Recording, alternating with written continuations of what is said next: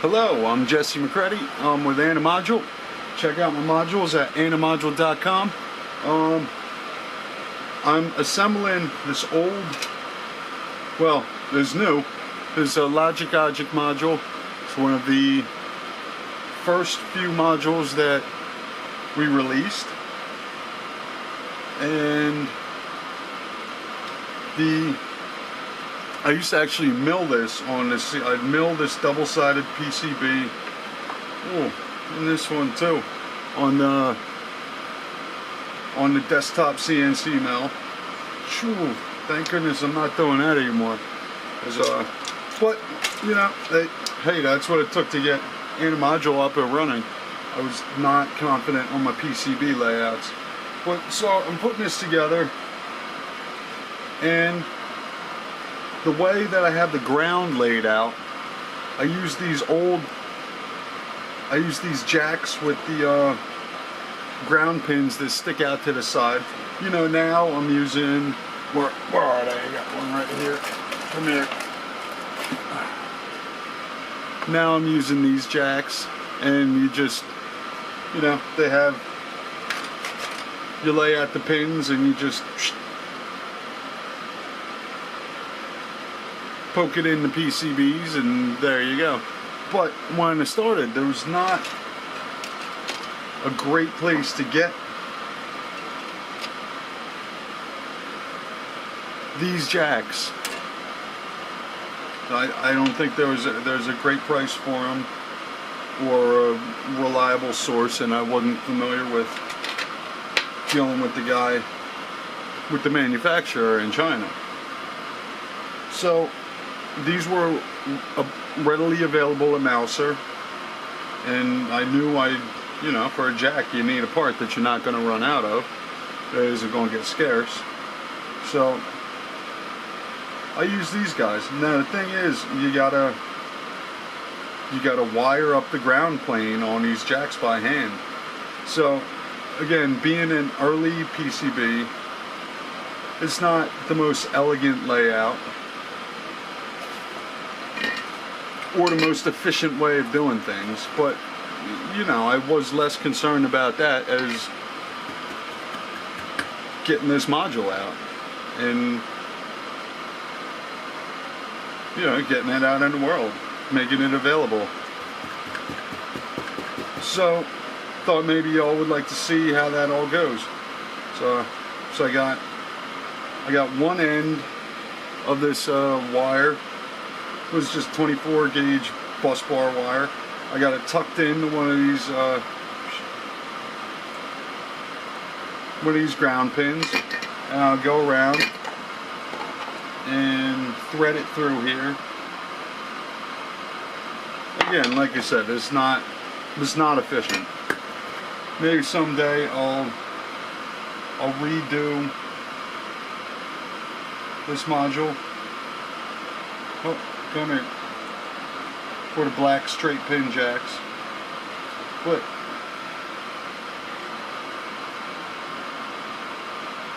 you know, I don't make a whole lot of sales on them, so I still have a bunch of these PCBs. Alright, now those are anchored well and they're connected, so I take it over here.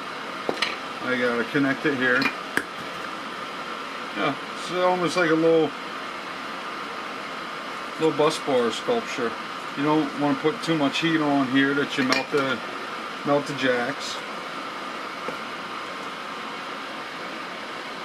And loop it around and tuck it under here.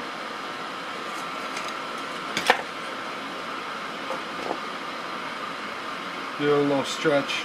I probably had a more efficient way of doing this when I was cranking out a bunch of them, but it was still the same idea.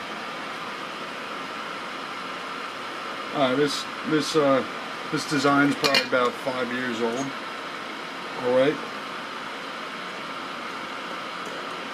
In fact, I did. I would thread them over top and underneath, and they just go.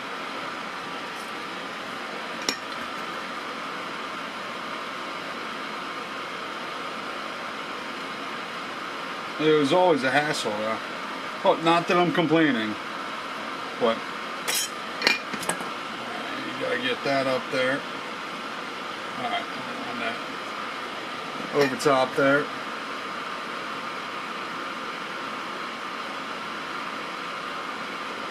Right, so now these jacks are all connected, but it's still not connected to ground. What I used to do was leave a little piece hanging down and catch it on this, can you see that? Catching on the ground pad for this LED.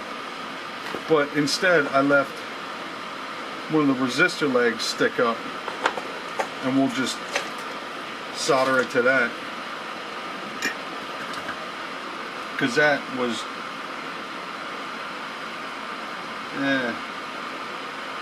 not the greatest solution. This isn't either, but it's something. Alright, and then this, I just weave this.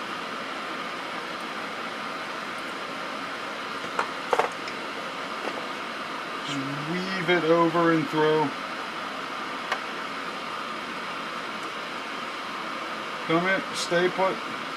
We'll give it a little tack, and then you can readjust it. You still on camera? Yeah. You probably can't see any of this because the light in here ain't the greatest. Get over. That's it. Once you have one end tacked,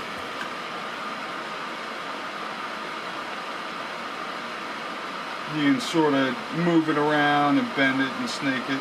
Gotta make sure both of these ground pins connect and that the wire gets soldered on there properly.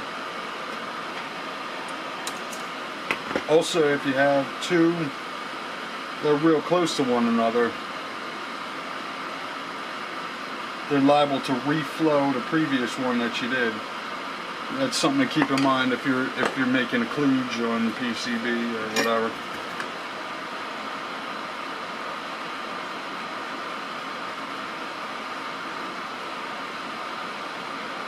Right, good, and get a hold of that.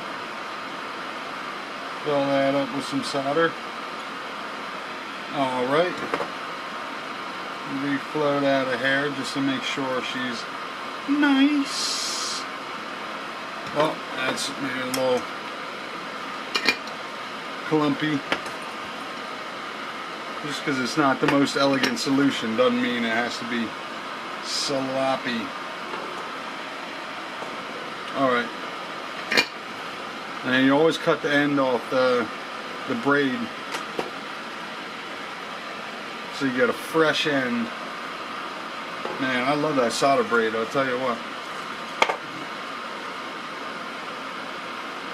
Not that I make many mistakes. But if I did, theoretically, it would be a great thing to have. Alright, now this one, see this LED is in here. This is it's a little bit of a mess, but it works. So I gotta make sure not to hold the heat on too long. You don't melt the jack. Don't smoke the LED. LED's still gotta have some play. So I don't want it touching the LED or the LED legs. LED still has to have a little play to fit in the front panel properly. Get on there, don't melt, don't melt.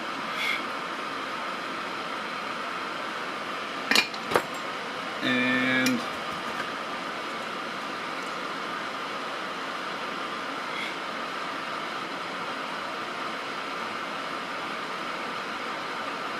there you go. And then this last one, you gotta thread it and skip around the LED there. I've done this a few different ways over the years, but tried pre-soldering the jacks together, bending them down, snipping them. I think this is the most efficient way. if you got to do something weird like this. So like I said, it's not the most elegant, it's not the most efficient solution, but it's, you know, keep this option in your bag of tricks if you can't figure out what's going on, how to get from there to here on something you're working on. It's, you know, always nice to have a few options. Now I've got another resistor leg I have sticking up here. Do I have enough play on it? Now the thing is, you want to make sure the jacks fit in the front panel when you're doing this, because if they move, they get jacked around. It's not that easy to just sort of horse them around and bend them into place, because they're all, you know, they're all tied in with everything else. So, alright, so that has ground. The section at the top has ground. Oh, look at this. I got another little resistor leg here. There's a, that's good. So, put that off there. Why use the difficult one? Why not? Alright, and then you take this wire. Am I still on camera? Hopefully the whole thing is. You take this and you give it a little hook. You sort of thread it through. And you clip on here. And you pull it tight. Let's get on there. This is the difficult part. You just gotta get this tacked. Right? But once that's tacked, then where'd my screwdriver go? You bend this around a little bit. Maybe I'll get this one down here tacked. Then it's being held on two ends.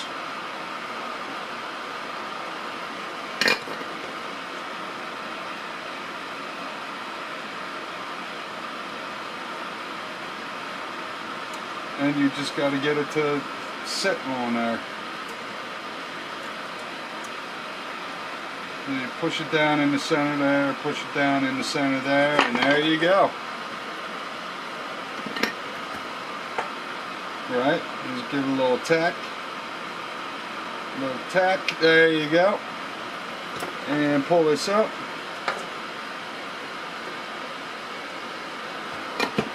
And push this down. Hopefully I'm not blocking everything with my ogre hands here. And voila. How's that? That's good. Yep, that's on there. And we're connected to ground through here. Like I said, it's not the most elegant, certainly not the most efficient, but it's an option. So there you go. Thanks. I'm Jesse McCready. I'm with AniModule. Check out my modules at AniModule.com. And check out the old LogicOgic. So where's the piece? Here you go. Transistor and CMOS based logic module. It's fast, and it's pretty neat, if I do say so myself. So thanks, Jesse McCready, AniModule, AniModule.com. Thank you.